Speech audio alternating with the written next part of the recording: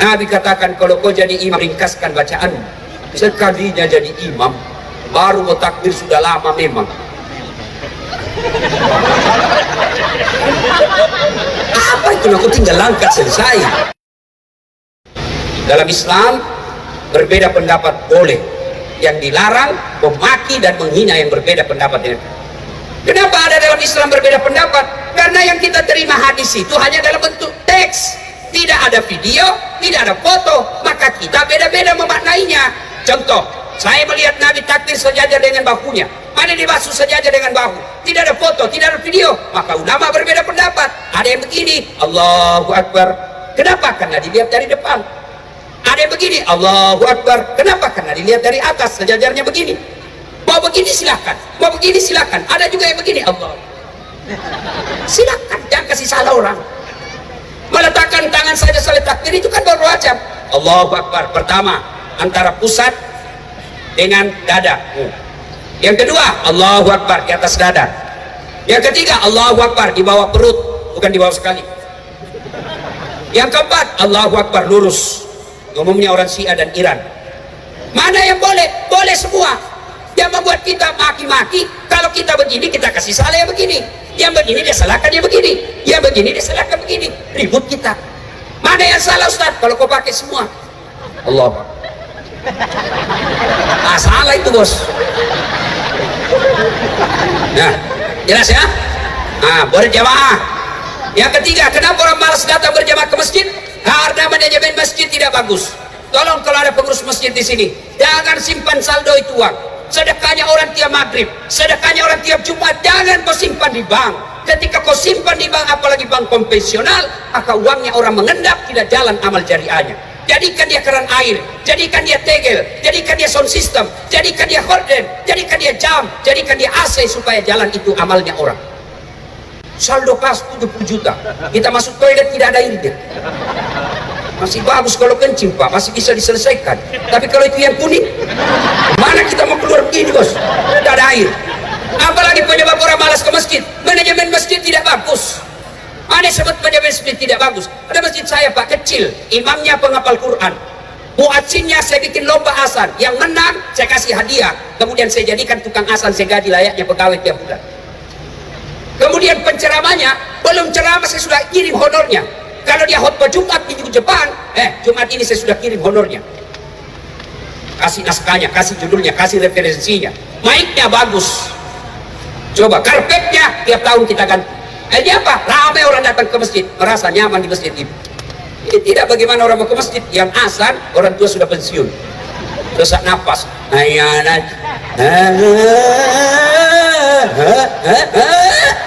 Dia bilang, itu lagi orang tua yang azan, itu lagi.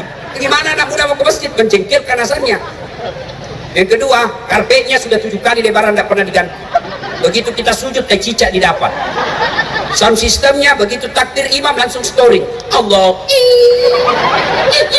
mau diperbaiki. Kita sudah takbir, masa ditahan sampai selesai sholat? Apalagi yang membuat orang malas ke masjid, penceramahnya dari salam pertama sampai terakhir neraka terus dia cerita. Kau dibanting, dilipat, dipotong lehermu, ditusuk otakmu keluar. Dia bilang, udah dosa ke masjid, bikin takut itu. Gimana orang mau ke masjid Pak? Padahal Al-Quran mengajarkan janji surga, ancam neraka. Janjinya 2 kali, ancamnya sekali. Dapat lagi imam, la haula wala quwwata. Mohon maaf Pak Imam, kadangkala ada imam yang membalik sunnah Nabi. Nabi katakan, kalau kau jadi imam, ringkaskan bacaan. Sekalinya jadi imam, baru mau takbir sudah lama memang. Apa itu? Aku tinggal langkah selesai. Kata Nabi, kalau kau jadi imam, ringkaskan bacaan. Itulah sebabnya sebelum angkat takbir, kita sunnah salat jami' rahimakumullah. Balik kalian ke belakang. Kenapa? Lihat pasukanmu. Barangkali banyak orang tua, kau siksa rematik. Jatuh kepalanya, belum selesai, naik lagi. Belum selesai, jatuh lagi, kesian kepalanya. Bulan lagi, naik lagi. Ada anak muda pulang sholat subuh. Enak sholat subuh Ustaz? Apa enak? Aliran sesat itu masjid. Kenapa aliran sesat? Dia sholat subuh 3 rakaat. Saya bilang, bukan aliran sesat, kau yang dongo. Itu namanya sujud tilawah.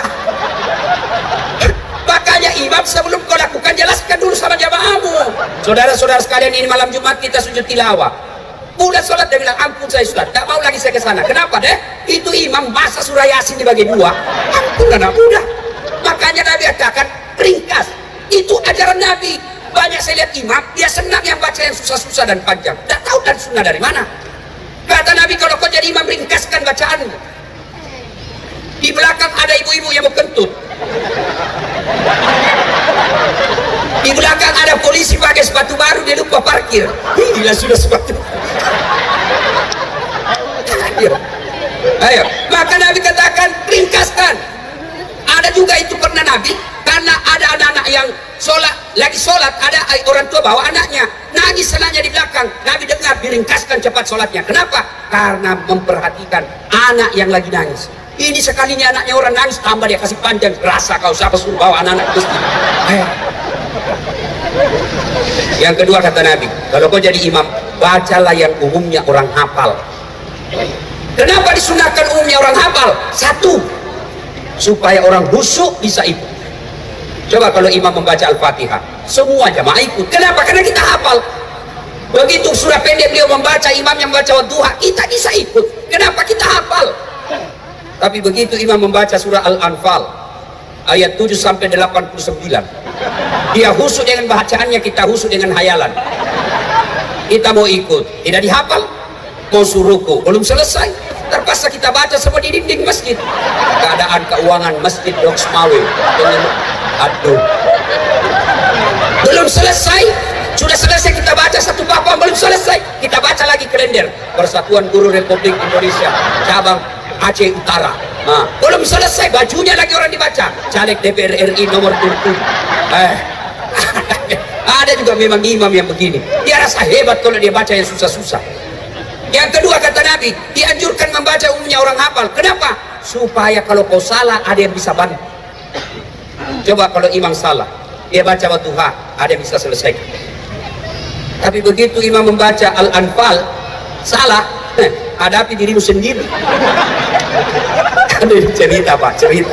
Walau benar atau tidak. Anak pondok pergi hafal Quran, pulang dites lah dia di kampung. Kau jadi imam nak? Dia sombong lah, dia baca yang panjang-panjang. Begitu lagi dia baca, tiba-tiba ada cicak jatuh dekat kepalanya. Kena ini telinganya, stres hilang hafalan. Dan dia tahu apa sambungannya ya. Dia ingat, dia lupa betul suasana masjid hening. Ada yang bisa. Tiba-tiba Pak Imam bilang, tolong bantu di belakang. Dia bilang yang di belakang, saya juga tidak tahu. Tiba-tiba ada anak muda berteriak, bilang, kalau begitu ya sudah lawak. Siapa yang salah? Siapa yang salah? Siapa yang salah? Imam. Ini kejadian waktu saya alami, ini kisah nyata. Waktu saya SMP di kampung. Lagi sujud, lama sekali imam sujud. Tidak seperti biasanya. Lama betul, tunggu tidak naik. Tiba-tiba ada kawan saya diangkat kepalanya. Langsung dia teriak, hilang imam. Ternyata imam tinggalkan saf, dia keluar pintu depan. Kacau masjid Pak. Selesai sholat kita tanya, Pak Imam, kenapa kau tinggalkan saf? Dia bilang, saya kentut. Lain kali kau kasih naik dulu kepala kita supaya kau dilihat. Dia bilang, justru saya sengaja karena saya malu kau lihat saya. Kacau sholat. Siapa yang salah? Siapa yang salah? Imam. Maka hati-hati pilih imam. Ya. Nah, kita juga jamaah ada etikanya. Jadi jamaah juga ada aturannya, ada tata keramanya. Satu, kalau kau jadi ke masjid berjamaah kata Nabi, pakai itu sikat gigi, itu sunnah. Apalagi kalau subuh, kau udah sikat gigi buru-buru lagi.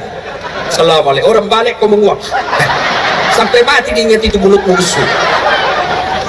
Yang kedua, kalau kau jadi makmum, jangan kau paksakan mazhabmu, jangan kau paksakan pendapatmu. Terutama itu yang kaki, jari-jari. Kalau kau mau kasih dempet jari-jarimu sama orang di sampingmu, kasih tahu dulu, Pak, boleh kasih rapat jari-jari kaki saya? Kalau dia bilang boleh, silahkan. Kalau tidak, jangan. Karena terganggu orang. Sekarang ada kita kasih pindah lagi.